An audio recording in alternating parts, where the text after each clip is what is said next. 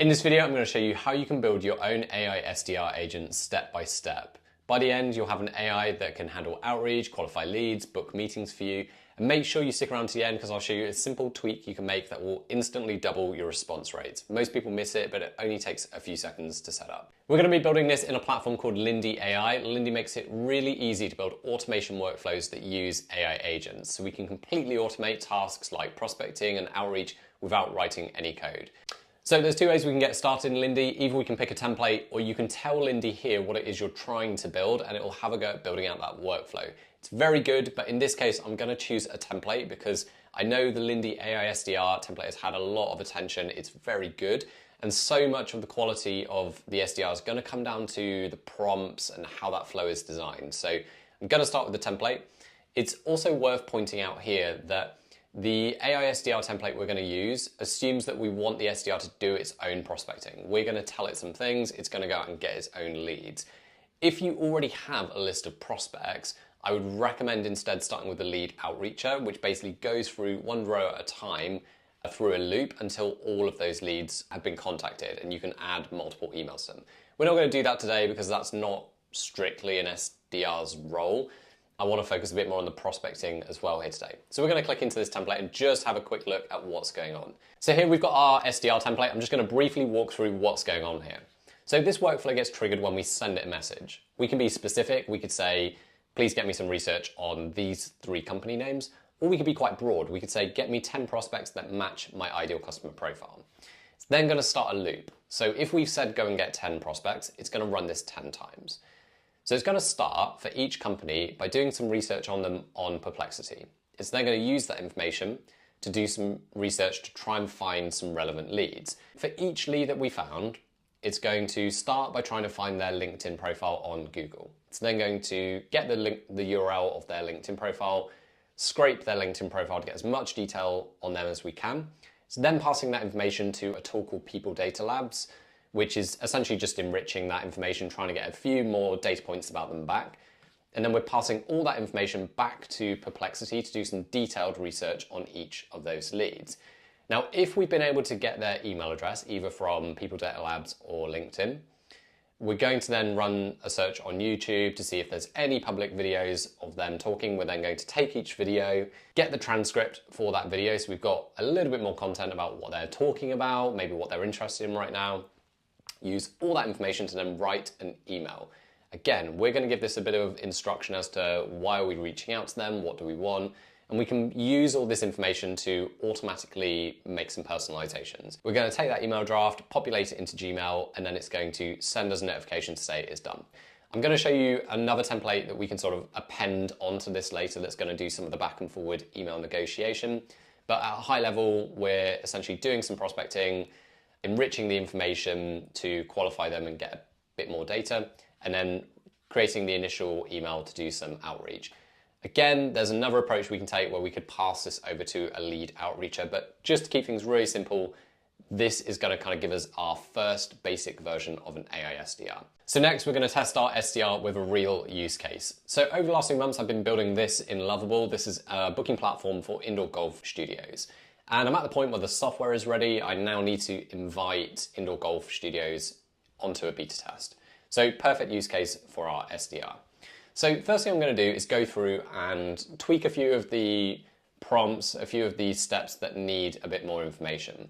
So I've already gone in and updated the initial message and the lead research section to tell it who I'm trying to target. So I've said here, I want to prioritize founders and owners, golf course managers, heads of operations, then PGA and golf pros. And same again here in the lead finder. So what it's going to do is basically try and find the founder. If it can't do that, find owner and sort of work through that way. Then where we need to spend the most time is down here on the email drafter. I've pre-written a prompt that basically changes 2 parts of this.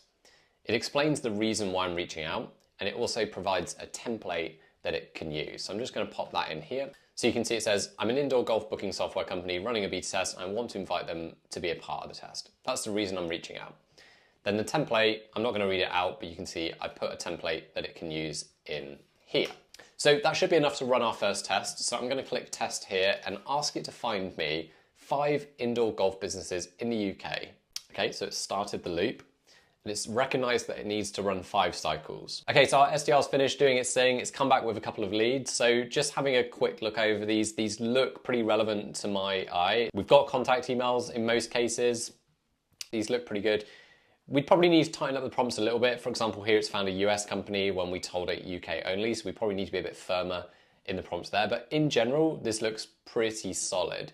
Now, it suggests that it's gone and created email drafts. I'm just going to go to my inbox and have a look.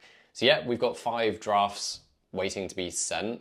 If I click into these, so we can see that it's used the template that we gave it. It's personalized it with the first name. So far, everything I would hope and expect it to do, it's done perfectly. One little tip that's going to make a huge difference here.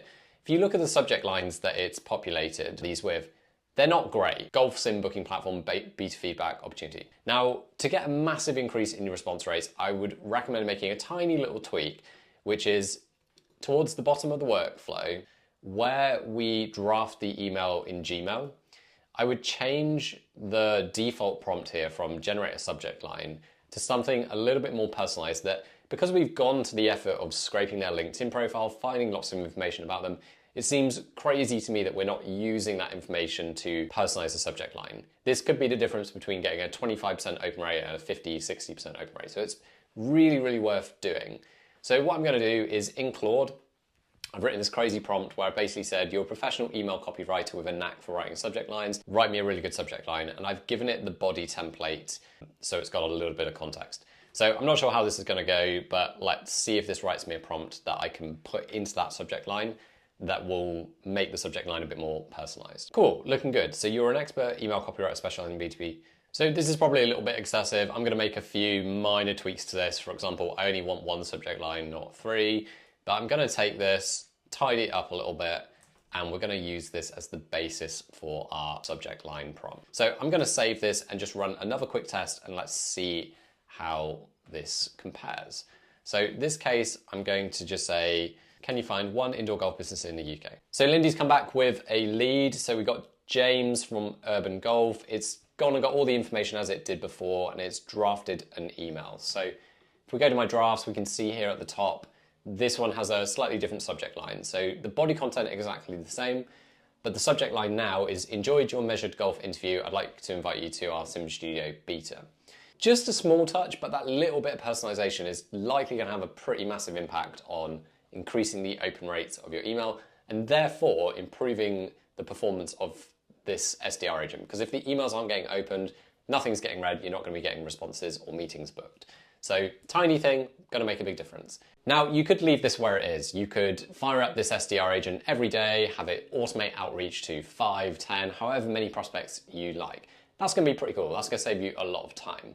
But it's also going to create some work because you're going to start getting emails back from those prospects to arrange meetings and negotiate over email.